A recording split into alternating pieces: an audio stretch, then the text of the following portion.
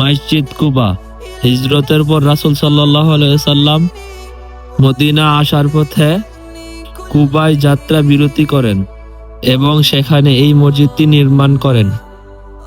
মসজিদে কুবার অবস্থান মক্কা শরীফ থেকে ৩২০ কিলোমিটার উত্তরে এবং মদিনায় দক্ষিণ পশ্চিম কোণে অবস্থিত।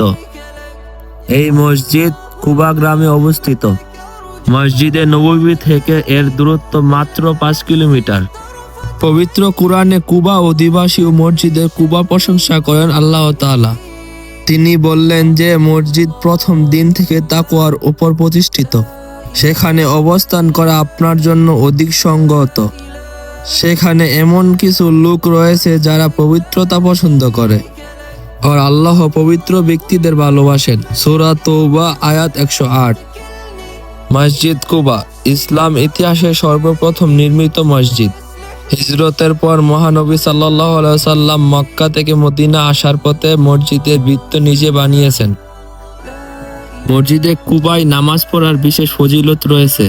হাদিস শরীফে বর্ণিত আছে, যে ব্যক্তি নিজে গৃহে সুন্দরভাবে পবিত্রতা অর্জন করে অর্থাৎ সুন্নত মোতাবেক ওযু করে মসজিদে কুবায় এসে নামাজ আদায় করে তার জন্য একটি উমরার সমান সওয়াব রয়েছে।